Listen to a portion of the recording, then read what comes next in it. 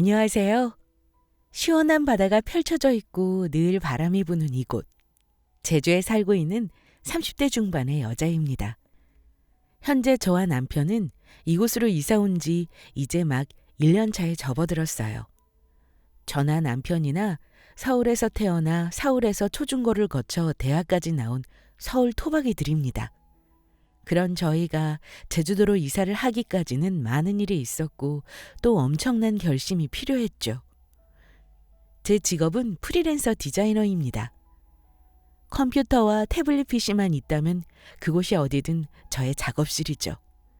남편은 IT 계열 대기업에 다니다 퇴사를 하였어요. 그리고 현재는 이곳에서 그 사람이 그토록 꿈꾸던 서점 겸 카페를 운영하고 있습니다. 요즘 많은 분이 도시 생활에 지쳐 휴식이 필요할 때 우리나라에 있는 다양한 지역에서 한 달 살기를 하곤 하잖아요. 저희 부부도 한 달 살기를 통해 먼저 이곳 제주의 매력을 느낀 후 본격적으로 제주살이 하고자 달려들은 케이스입니다. 초반에는 힘들었지만 현재는 이전보다 많이 자리도 잡았고 동네 분들과도 친해진 상황이에요. 누가 고향이 어디냐고 묻는다면 저와 남편은 제주가 제2의 고향이라고 할 정도입니다. 특히나 요즘은 드라마 우리들의 블루스 때문인지 저희 부부의 지인들은 제주살이가 어떠냐 우리도 가고 싶다고 실제로 제주에 살고 있는 저희의 후기를 그렇게나 묻더라고요.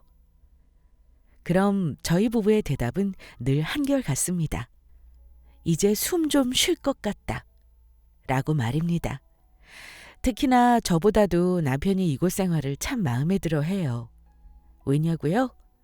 바로 자신의 엄마, 저한테는 시어머니인 그분을 보지 않아도 된다면서 말입니다. 딱 저 말만 들으면 아들 자식 키워봤자 소용없네라는 말이 나오시려나요? 하지만 저희 남편에게 그리고 저희 부부가 시모에게서 벗어나고 싶어 했던 때에는 다 이유가 있었습니다.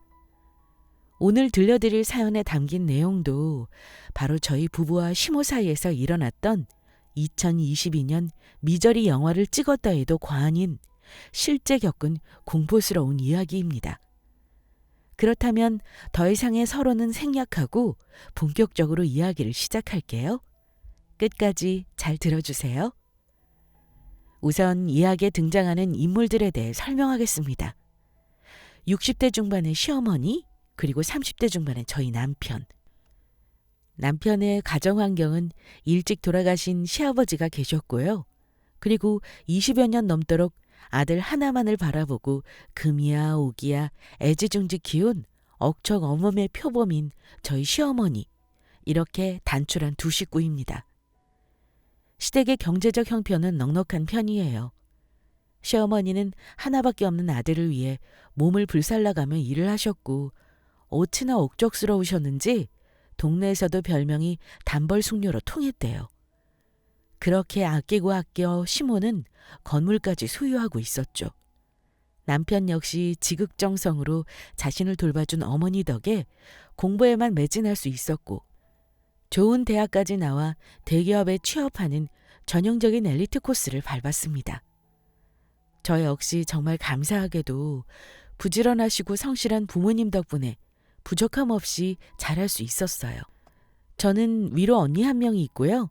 저희 부모님께서는 남양주에서 식당을 나름 크게 운영하시고 계십니다.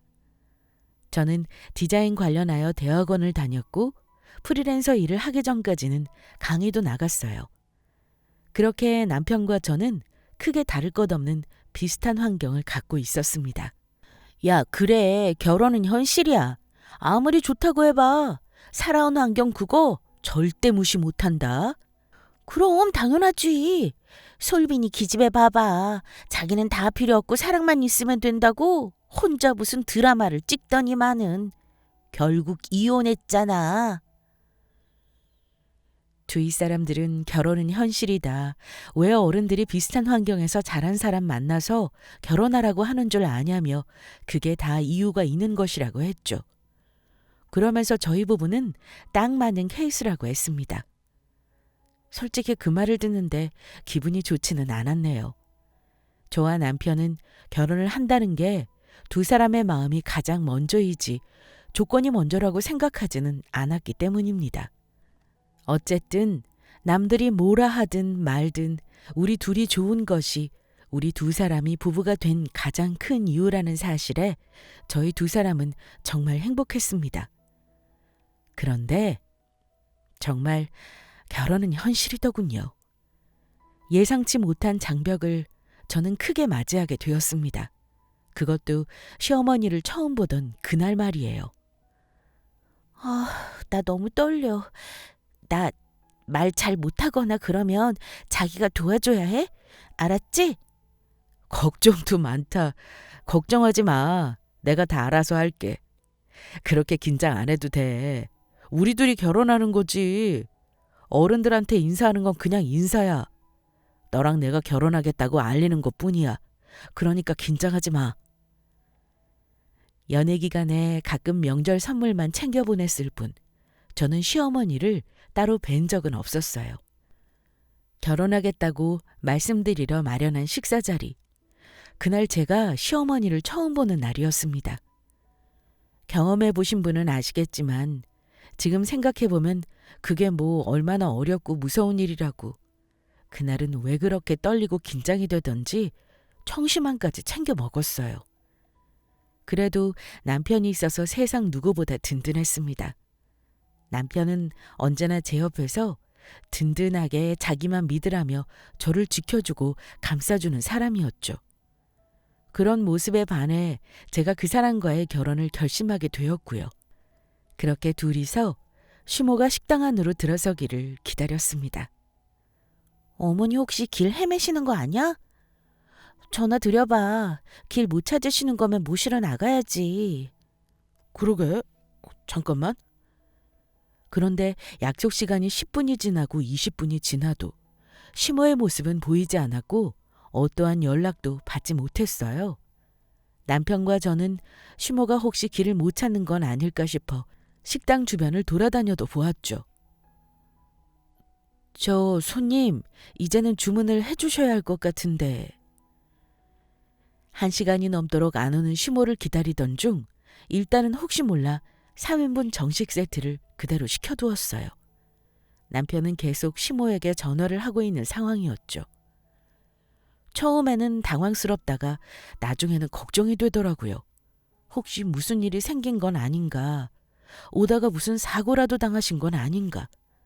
정말 별의별 생각이 다 들었습니다. 차라리 시모한테서 무슨 연락이라도 받았으면 좋겠다는 생각하고 있었죠. 그건 남편 역시 마찬가지였어요. 자기 엄마인데 당연히 저보다도 더 많이 걱정되고 신경이 쓰였겠죠. 남편의 휴대폰 배터리는 어느새 절반 이상이 소모되고 있었습니다. 귀에 대고 통화음을 듣는 것도 지친 나머지 남편은 스피커폰으로 하고 계속해서 시모에게 전화를 걸어댔어요. 미안해. 여기 온다고 지용이 너 엄청 신경 썼는데. 남편은 제게 연신 미안하다고 사과를 했어요. 이 자리를 위해서 제가 얼마나 신경을 썼는지 그 사람도 당연히 알고 있었거든요. 몇 주 내내 식당을 검색하고 옷도 갖춰 입고 시모를 위한 선물까지 챙겨서 나온 상황이었습니다. 그런 제 과정을 다 지켜본 남편은 제게 자기가 죄라도 저지른 것처럼 계속 사과를 했어요. 여보세요? 그러던 중 영원히 받지 않을 것만 같던 시모가 전화를 받았어요. 남편은 스피커폰인 것도 잊은 채 그대로 통화를 했죠. 시모와 남편의 통화 내용은 저희 두 사람이 앉아있는 방 안을 쩌렁쩌렁 울려댔습니다. 엄마 대체 어디야? 전화는 또 왜 이렇게 안 받아? 우리가 얼마나 걱정했는 줄 알아? 당연히 화낼만 하죠. 일단은 전화도 문자도 아무런 연락도 되지 않으니 얼마나 걱정이 되었겠어요. 남편은 시모에게 왜 전화는 안 받냐? 대체 어디인 거냐? 혹시 무슨 일이 생긴 건 아닌가 해서 얼마나 걱정했는 줄 아냐면서 시모에게 화를 냈습니다. 평소에 저라면 부모님한테 그렇게 말하면 어떻게 하냐? 남편에게 잔소리를 했겠지만 그날은 저도 속이 상했던 터라 그냥 내버려 두었어요. 저는 적어도 시모가 자기 상황에 관해 설명을 한다거나 나오지 못한 것에 대한 사과를 먼저 할 줄 알았습니다. 그런데 전혀 뜻밖의 대답을 듣게 되었죠. 내가 거길 왜 나가니? 말했을 텐데. 나는 지영인지 뭔지 걔 볼 생각 없다고. 나는 아직 너 장가 보낼 마음 없어. 어떠신가요, 여러분? 거짓말 하나 안 보태고 딱 저렇게 말했습니다. 저는 어이가 없어서 말이 안 나오던데요. 무슨 일이 생겼던 것도 아니고 약속을 잊은 것도 아니었어요. 시몬은 그냥 다 알면서도 자기 아들이 결혼하는 것을 아직 받아들일 수 없다며 그 자리에 나오지 않은 것이었습니다. 그게 무슨 소리 하는 거야 지금? 엄마가 언제 나한테 그렇게 얘기했는데. 장소가 어디냐 몇 시냐 알았다고 했잖아. 시간 맞춰 가겠다고. 지금 우리가 얼마나 기다린 줄 알아? 나는 그렇다 쳐. 주영이 얘는 무슨 죄야? 그래서 내가 가기 싫어질 수도 있는 거지 그걸 꼭 가야 하니? 너 그리고 엄마가 분명히 말했을 텐데. 나는 아직 너 장가 보낼 생각 없다고. 저 그 대화를 듣는데 소름이 쫙 끼쳤어요. 저는 시모와 남편의 대화가 다 마치기도 전에 그대로 짐을 챙겨 우리 집으로 돌아왔습니다. 남편이 저를 뒤쫓아 오든 말든 택시를 잡아타고 집으로 돌아와 버렸죠. 인사는 잘 드리고 왔냐며 제게 이야기를 묻는 친정 부모님을 보자마자 현관 앞에 주저앉아 엉엉 울어버렸습니다. 당연히 친정 부모님은 놀라셨죠. 잔뜩 들떠서는 선물까지 챙겨 들고 나간 딸이 한참 지나서야 들어와서는 엉엉 울어버리니 말이에요. 지영아, 조영아. 장인어른, 장모님, 저 상호입니다. 언제 뒤쫓아온 건지 20여 분쯤 지났을 때 남편은 저희 집 현관문을 두드렸어요. 저는 우느라 아무 대답도 못했고요. 제 모습과 남편의 등장에 상황이 심상치 않음을 눈치챈 친정아버지는 남편을 집 안으로 들여서 상황을 물으셨습니다. 뭐? 그럼 가서 몇 시간을 그냥 기다리고만 있다가 왔다는 거야? 남편은 저희 친정 부모님 앞에 무릎까지 꿇고 앉아 상황에 대해 있는 그대로 솔직히 말씀을 드렸죠. 네, 정말 죄송합니다. 그렇지만 장인어른, 장모님, 저 지영이랑 결혼하기 위해서라면 저희 어머니 어떻게든 설득시킬 수 있습니다. 저 절대로 지영이 포기 못합니다. 지영이를 울려서 정말 죄송합니다. 그걸 지금 말이라고 해? 대체가 자네 어머님이 우리 지영이가 뭐가 얼마나 마음에 안 드시는 건지는 몰라도 이건 아니지. 어린애들도 아니고 말이야. 아이고, 아니 요즘 세상에 누가 얼마나 공부한 게 대체 뭐가 그렇게 중요하다고 말이야. 시모가 저를 마음에 안 들어한 이유가 뭐였는 줄 아시나요? 제가 대학원을 나왔고 직업이 강사라는 이유로 저를 싫어했습니다. 범죄를 저지른 것도 아니고 전과자도 아닌데 대체 왜 그러냐고요. 나는 우리 아들보다 많이 배운 며느리는 집에 들일 생각 없어. 지금이 무슨 조선시대도 아니고 시모는 제가 남편보다 학력이 높은 것이 싫다고 했습니다. 그런데 사실 친정 부모님께 다 말씀드리지 못한 이유도 더 있었어요. 시모는 제가 그냥 싫었던 것입니다. 그 여자의 관상이 내가 딱 싫어하는 관상이다. 얼굴이 촌스럽게 생겼다. 서울에서 자라내면 얼마나 새침대기겠냐. 나는 그런 것보다는 수더분한 지방 여자가 좋다. 등등 아주 온갖 이유를 다 가져다 붙였어요. 저게 말이 됩니까? 대체 누가 서울 여자는 새침하고 지방 여자는 수더분하다고 기준을 정한 건가요? 관상도 그래요. 관상은 무슨. 참 같지도 않은 이유를 들이밀며 죽어도 자기 아들 장가가는 거 반대라고 하는데 남편은 너무 좋았지만 그런 시어머니를 감당할 자신 저는 없었습니다. 나 결혼 못해. 사람들 말대로 결혼 현실 맞네. 나 너희 엄마 같은 사람 시어머니로 못 모셔. 미안해. 우리 결혼 없던 걸로 하자. 지영아, 안 돼. 내가 어떻게든 설득해 볼게. 이게 설득한다고 될 일이야? 너희 어머니 그냥 내가 싫으신 거야. 나도 나 싫다는 사람한테 잘 보이고 싶은 생각 없어. 미안. 나 이 결혼 못할 것 같아. 지영아! 남편은 제게 울며 불며 매달렸지만 저는 남편에게 이별을 통보했습니다.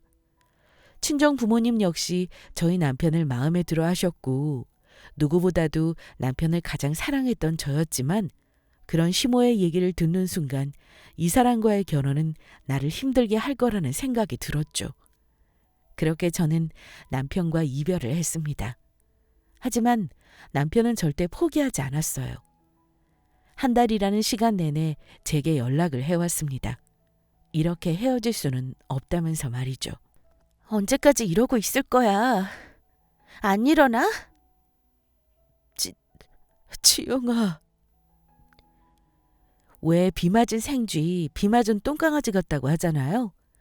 한여름 장마로 비가 억수같이 쏟아지던 그날도 남편은 저희 집 앞을 지키고 앉아 있었습니다. 남들이 보면 어디서 영화를 찍는 거야 할 만큼 말도 안 되게 딱 그 자세로 그대로 있었죠. 보다 못한 친정 부모님은 저러다 사람 잡겠다며 당장 데리고 들어오라고 저를 재촉하셨고 저는 눈물만 뚝뚝 흘리며 남편을 일으켜 세웠습니다. 그 사람을 보는 순간 시모에 대한 미운 마음은 생각도 안 나더군요.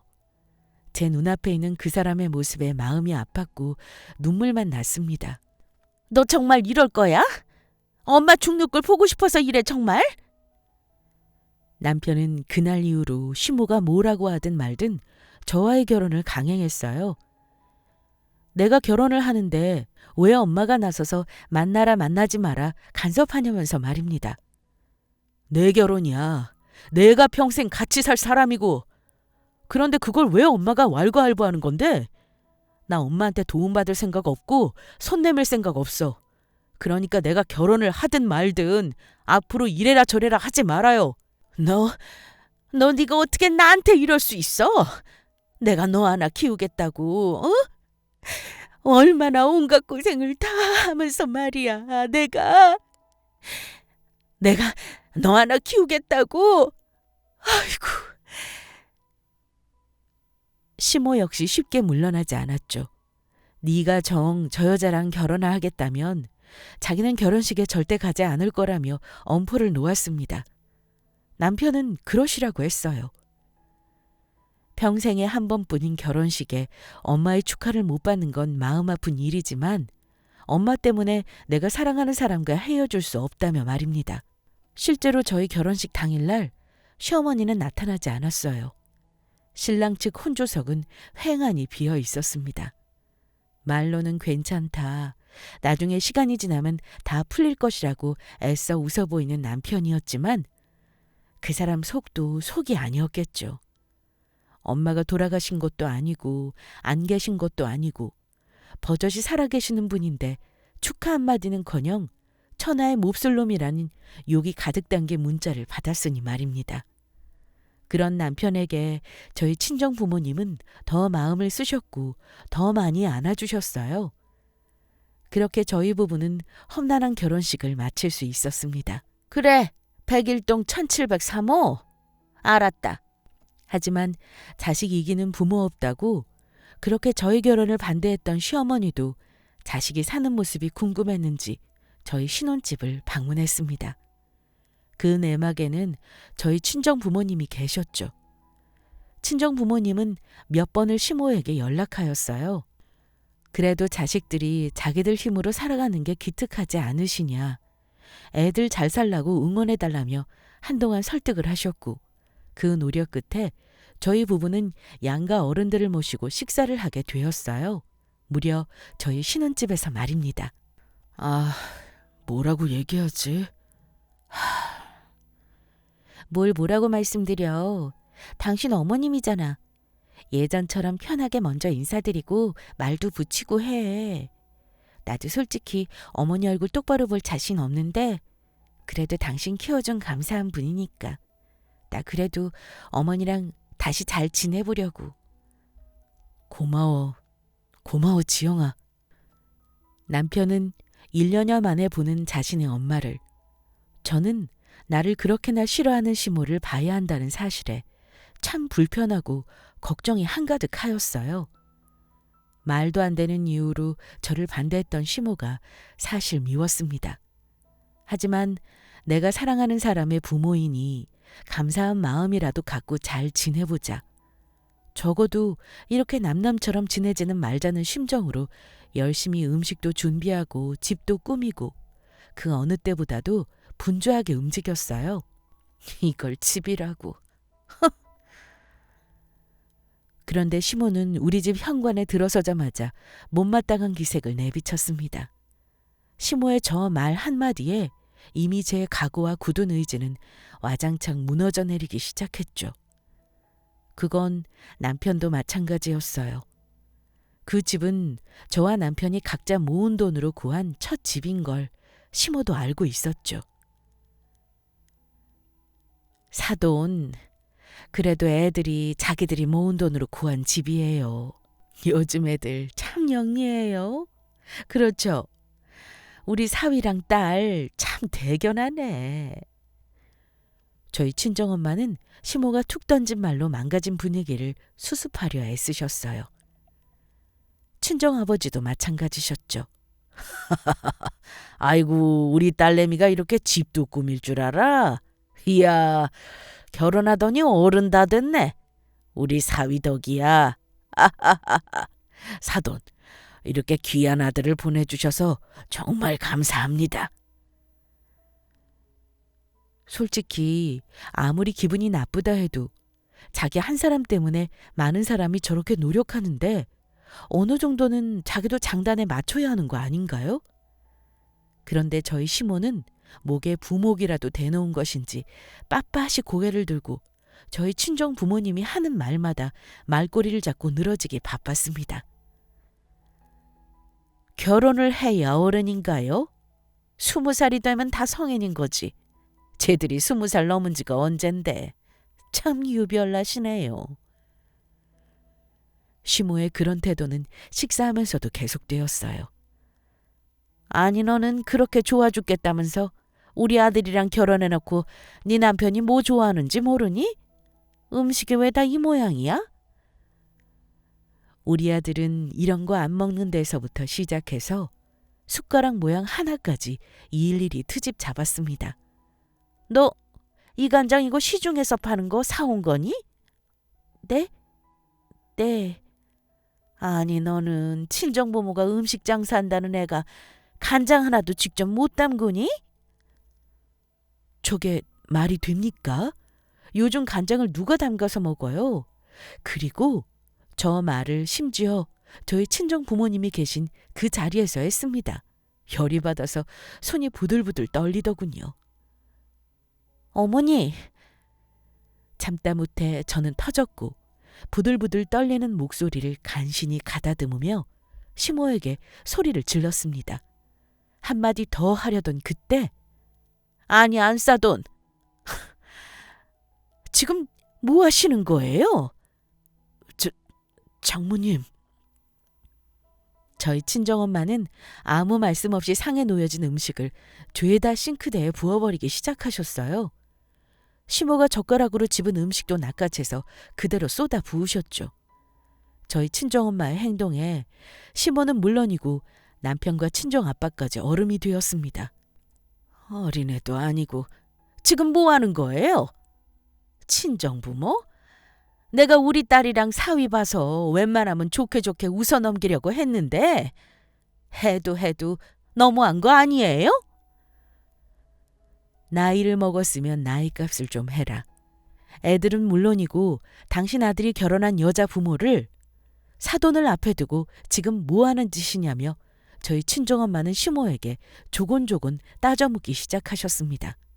시모는 저희 엄마의 말에 콧방귀만 낄 뿐 아무 말도 하지 못했죠. 그런 자신의 엄마의 모습에 화가 날 대로 난 남편은 그대로 시모를 집 밖으로 내쫓았습니다. 이거 안 놔? 너 지금 네 저 앞에서 엄마한테 뭐하는 짓이야? 제 어미를 개무시를 안 해 아주 그냥.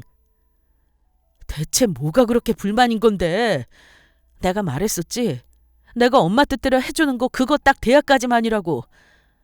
나도 내 인생 있고 내가 하고 싶은 게 있어. 대체 왜 모든 걸 다 엄마 마음대로 해야 직성이 풀리는 건데? 네, 시몬은 남편을 자기 손에 넣으려고 하는 사람이었습니다. 남편은 자신의 어머니가 자신만을 바라본다는 걸 알았기에 어릴 적부터 대학교까지 정말 착한 아들로 엄마의 뜻대로 해주었대요. 하지만 대학에 들어가고 새로운 사람들을 만나면서 자기의 삶을 찾기 시작했고 더는 엄마의 뜻이나 원하는 대로 움직이지 않을 거라며 집을 나와서 산 지 오래였죠. 그런데도 시몬은 자기 욕심을 버리지 못한 채 저희 남편을 계속해서 소나기에 넣으려고 했던 거고요. 뭐? 그럼 자식이 부모 말을 들어야지. 너 네가 누구 덕에 이렇게 잘 먹고 잘 사는데? 대체 언제까지 그 얘기할 건데? 나 대학 졸업도 내 힘으로 했고 지금까지 내가 이룬 거 다 내 힘으로 한 거야.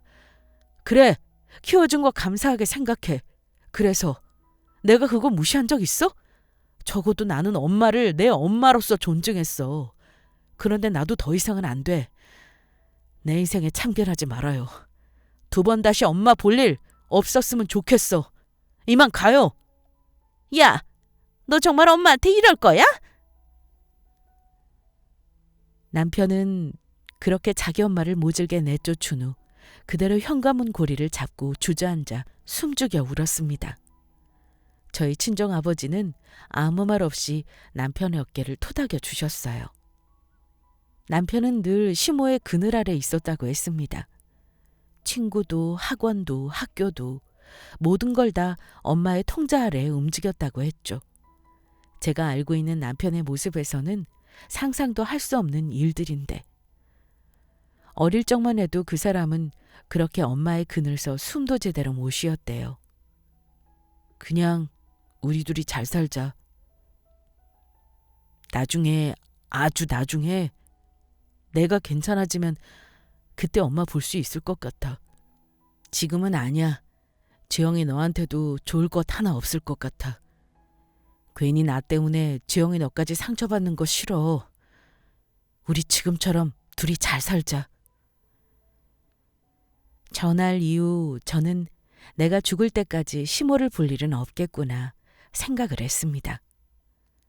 시모와 남편의 갈등은 전날 극에 달했으니 말이죠. 남편 역시 그날 이후로 아무 일도 없던 것처럼 지냈어요. 시모에 관한 이야기는 일절 꺼내지 않았죠. 그렇게 불편한 사건을 끝으로 저희 부부에게 평화가 찾아온 듯 했습니다.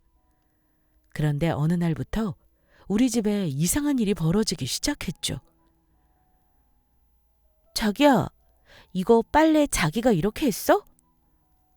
이상하게 빨래를 널고 나갔다 들어오면 어느 순간부터 빨래 위치가 바뀌어 있는 것 같았죠. 내가 착각을 했나 생각만 했었지 다른 배우가 있을 거라는 상상은 꿈에도 하지 못했습니다. 아니, 나는 오늘 설거지만 했는데? 그래? 아니, 내가 분명히 자기 것이랑 내 속옷 그대로 널어두었는데 이상하다. 왜? 뭐가 이상한데? 아니, 봐봐. 창문이 열려있는 것도 아니고 선풍기 켜놓은 것도 아니고 그것도 내 것만 죄다 바닥에 떨어져 있잖아. 내가 분명히 빨래집게로 고정까지 해놨는데. 에이, 출근하기 전에 후다닥 널은 거라 자기가 착각했나 보지. 그런가? 아, 다시 빨아야겠네. 아, 귀찮아. 분명히 속옷은 속옷대로 모아서 널어놓았거든요. 속옷이 얇고 가벼워서 건조대에 잘 안 널리니까 빨래집게로 고정까지 해두었죠. 그런데 희한하게 제 속옷만 꼭 바닥에 널브러져 있었어요. 출근하기 전에 후다닥 가벼운 빨래는 널고 나가는 편이라 내가 정신이 없어서 착각했나 보다 하고 여러 번 그냥 넘겼습니다. 그런데 이상한 일은 이뿐만이 아니었어요. 차가워! 왜 그래? 한 번은 잠자리에 들려고 피곤한 몸을 이끌고 풀썩 침대에 누웠거든요. 그런데 축축한 느낌에 벌떡 다시 일어나고 말았습니다. 제 베개에만 축축한 무언가가 묻어 있었죠. 아우, 이게 뭐야? 찝찝해. 자기가 물 흘렸지? 에? 아니야. 나 방금 들어왔잖아. 위에서 물이 떨어지는 건가? 맞아요. 혹시 남편이 장난친 건 아닌가 논청을 보냈지만 남편은 저보다 늦게 들어온 상황이었고 장난을 칠래야 칠 수가 없었죠.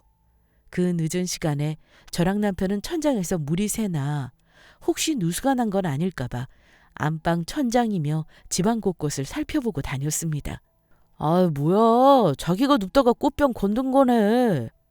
내가? 아니야. 내가 설마 꽃병 친 느낌도 모를까 봐? 에이, 아니야. 자기가 꽃병 친 거네. 그러게 머리맡에 그런 거 두지 말라니까. 제 자리 옆에 꽃병이 있긴 했어요. 그런데 물이라고 해봤자 중지손가락 길이만큼 정도만 담겨 있었고 그 물이 밖으로 넘치려면 거의 거꾸로 들어서 쏟아부어야 가능할 것 같았거든요. 어쨌든 정황상 옆에 꽃병이 있었으니 내가 그랬나 보다 하고 그때도 그냥 넘어갔습니다. 그러던 어느 날 저는 공포에 몰아넣을 무언가, 아니 누군가와 마주치게 되었죠. 약 먹고 좀 자려고. 그래, 올 때 전화해. 나 좀 잔다. 제가 퇴근하고 집에 오면 보통 오후 7시쯤 되는데 그날은 생리통에 몸살까지 겹쳐서 일찍 퇴근했어요. 집에 오니 3시쯤 되었죠. 너무 힘이 들어서 스르륵 집안에 들어섰습니다. 마치 귀신처럼 힘없이 잠옷으로 갈아입고 침대에 풀썩 누웠죠. 집으로 들어오는 길에 남편한테 연락을 하니 회식이라면 늦는다고 했어요. 그럼 올 때 카톡만 남기라고 하고 저는 푹 쉴 생각이었죠. 적막한 집안에는 시계추 움직이는 소리만 들렸습니다. 그 정도로 조용했어요. 스르륵 잠이 들려던 그 순간 징, 징. 저 혼자 있는 조용한 집안 어딘가에서 휴대폰 진동 소리가 들렸습니다. 처음엔 한청인가 했어요. 왜 그럴 때 있잖아요. 휴대폰 소리에 노출되어 있다 보면 아무 소리도 안 들렸는데 괜히 진동으로 착각해서 휴대폰을 연신 확인하는. 저는 그때도 제가 뭘 잘못 들은 건 줄 알았습니다. 내가 너무 힘들어서 그런가 보다 무시하고 다시 잠을 청하려는데 다시 한번 진동 소리가 들렸어요. 징, 징. 이번엔 너무 또렷하게 들렸죠. 장롱 쪽에서 말입니다. 장롱에서 소리가 난다는 것을 인지한 그 순간부터 야구방망이를 들고 장롱 앞에 도달하는 그 짧은 시간 동안 제 심장이 얼마나 빨리 뛰었는지 몰라요. 그 짧은 순간에 남편에게 당장 집으로 와달라는 문자까지 보내두었죠. 아무래도 도둑이 든 것 같다고 말입니다. 그리고 112에 문자로 신고까지 했어요. 한 걸음, 두 걸음. 장롱 앞에 가까워질수록 저는 숨을 제대로 쉴 수가 없을 만큼 큰 공포감에 휩싸였어요. 속으로 하나, 둘, 셋을 외치고 장롱문을 벌컥 열어 야구방망이를 사정없이 휘둘렀습니다. 아이고! 사람 잡네! 너 미쳤니? 익숙한 목소리에 눈을 떠보니 시모가 있었어요. 장롱 안에 쭈그려 앉은 채로 말입니다. 제가 휘두른 야구방망이에 이마를 맞아 이마는 벌겋게 부풀어 올라 있었죠. 시모의 모습을 본 순간 저는 안도감에 다리에 힘이 풀렸고 그대로 주저앉아 버리고 말았어요. 어머니! 대체 여기서 뭐 하시는 거예요? 너무 화가 나서 버럭 소리를 질렀습니다. 당연히 화나죠. 여러분 같으면 화가 안 나시겠어요? 정말 그 짧은 순간에 얼마나 많은 생각이 스쳐 지나갔는지 눈물이 핑 돌았습니다. 너야말로 이거 어떻게 할 거야? 응? 시모는 되려 적반하장으로 제게 소리를 질렀어요. 네가 휘두른 야구방망이에 맞아서 이렇게 되었다면서 말입니다. 그러더니 휴대폰을 꺼내 상처를 사진으로 남기더군요. 너 이거 노인학대야, 노인학대. 응? 어디서 시어미한테 폭력을 휘둘러? 너 이것도 이혼 사유 될 수 있다는 거 알지? 시모는 제가 자신을 학대했다며 말도 안 되는 소리를 내뱉기 시작했어요. 이걸로 너를 고소할 거다. 자기 아들한테 얘기해서 너랑 이혼하게 할 거라고 말입니다. 어처구니가 없었어요. 역시 시모랑 인연을 끊고 있길 잘했다는 생각도 동시에 들었습니다. 학대요? 어머님이야말로 이거 무단 침입이에요. 대체 우리 집에는 어떻게 들어오신 거예요? 네? 제가 얼마나 놀란 줄 아세요?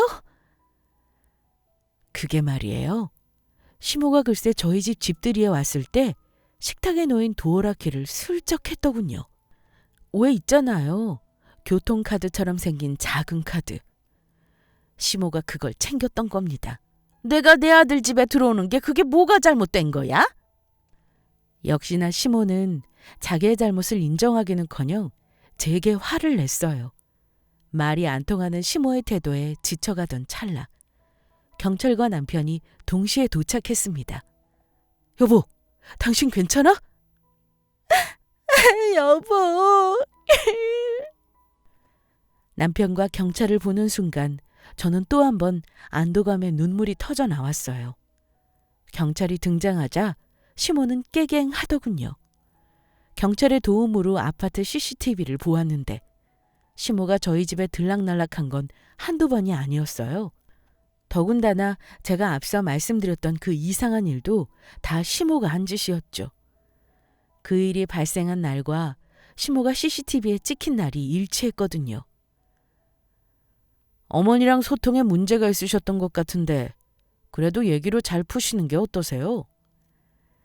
경찰관은 저희 부부에게 그래도 어머님이시고 가족인데 일단은 대화로 잘 풀어보시는 게 어떻겠냐고 했어요. 남편은 제게 먼저 의견을 물었습니다. 당신이 하자는 대로 하겠다면서 말이에요.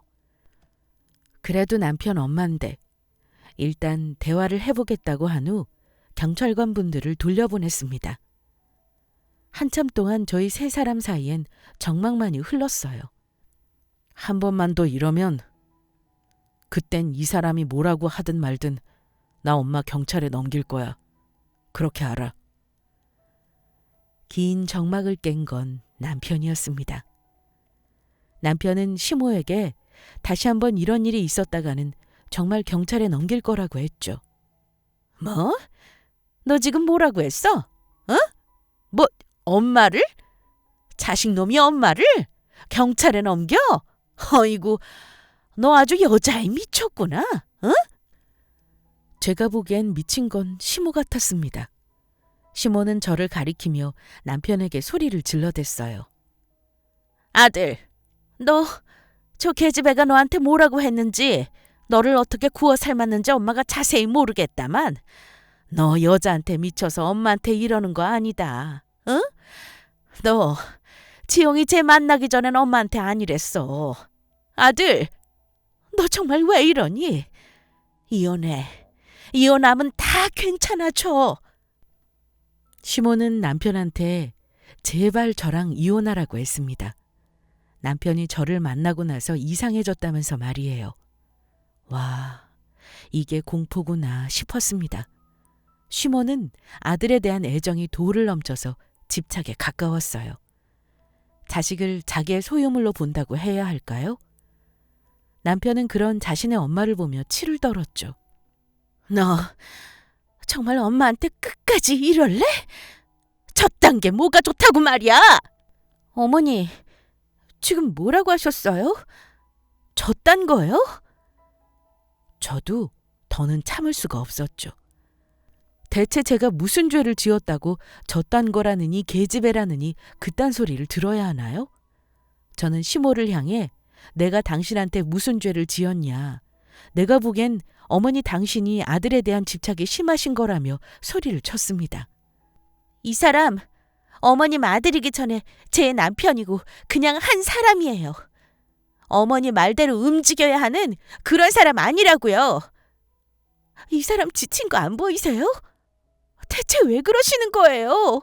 이게 어디서 바락바락 말대꾸야! 시모는 짝소리가 날 정도로 거칠게 제 뺨을 내리쳤어요. 네가 뭔데 나한테 충고질을 하냐면서 말입니다. 그때 남편은 시모의 행동에 무서우리만큼 차가워졌어요. 남편은 아무 말 없이 시모의 손을 붙들고 저희 집 대문 밖으로 내쫓았습니다. 그러면서 시모 핸드폰에 있는 저희 부부의 번호, 저희 친정 부모님의 번호를 지워버렸죠. 2번 다시 연락하지 말고 찾아오지도 마요. 이 사람한테 사과 안 할 거라는 거 아는데 그럼 적어도 마음속으로라도 용서 빌어요. 당장 나가요. 너 미쳤어? 엄마한테 이게 뭐 하는 짓이야? 번호를 누구 맘대로 지워? 당장 복구시켜. 응? 시키라고! 남편은 시모가 고래고래 소리를 지르든 말든 그대로 문 밖으로 밀어내고 문을 잠궈버렸습니다. 시모는 한참 동안이나 우리 집 현관 앞을 두들기고 소리를 지르고 욕까지 했어요. 한참 난리를 치고 난 후에야 집 앞은 잠잠해졌고 시모도 떠난 듯 했죠. 그날 그 사건 이후로 저희 부부는 제주도 1달 살기를 떠나게 되었던 거예요. 남편은 회사를 그만두었고 저는 그때부터 본격적으로 프리랜서 디자이너의 삶을 가기 시작했죠. 제주도로 이사를 할 작정으로 1달 살기를 떠났던 것이었기에 강의를 나가는 그것도 정리한 상태였습니다. 그리고 시간이 흘러 저희 부부는 현재 이곳 제주에서 살아가고 있죠. 진작에 이러고 살걸. 뭐가 그렇게 어렵다고. 그러게, 우리 진작에 이러고 살걸. 나 요즘 당신 얼굴 엄청나게 밝아져서 좋다? 내가? 응. 당신 우리 서울에 있을 때보다 훨씬 편해 보여. 남편은 제주에 정착하고 난 후 더 밝아졌습니다. 이전과는 다르게 마음속 깊은 곳에서부터 느껴지는 편안함과 밝음이었죠. 많은 분들이 궁금해하시는 부분인 시어머니와의 관계는요. 현재 연락은 하지 않고 있는 상황입니다. 다행히도 남편의 이종사촌 형제들이 있어서 그분들을 통해 가끔 시모의 소식을 듣곤 하죠. 남편의 사촌들도 시모의 행패를 알고 있어 저희 부부가 제주에 있다는 사실을 철저히 비밀로 해주었어요. 소식에 의하면 시모는 너무 잘 지내고 있다고 합니다. 만나는 사람마다 저희 부부가 얼마나 극악무도한 패륜을 저질렀는지 장황한 이야기를 하고 다닌대요. 저희가 그렇게 잘못한 건가요? 누가 뭐라 하든 저는 지금 저희 부부의 선택에 만족합니다. 시어머니보다도 제 남편이 중요하니까요. 남편이 지금처럼 계속 행복할 수 있다면 얼마든지 못된 아들, 며느리라고 욕먹어도 좋아요. 여러분, 아쉽게도 오늘의 이야기는 여기서 끝입니다. 저희 부부의 이야기가 어떠셨나요? 글을 쓰면서 지난 날을 회상하다 보니 한편으로는 마음이 씁쓸하긴 하네요. 남편이 더욱 안쓰러워지는 오늘입니다. 오늘은 남편을 위해서 맛있는 콩국수를 해야겠어요. 남편이 가장 좋아하는 음식이 콩국수거든요. 여러분도 오늘은 맛있는 저녁을 드시는 건 어떨까요? 더위를 날려줄 시원한 음식을 말이에요. 그럼 저는 이제 그만 물러나겠습니다. 이야기를 들어주셔서 감사합니다.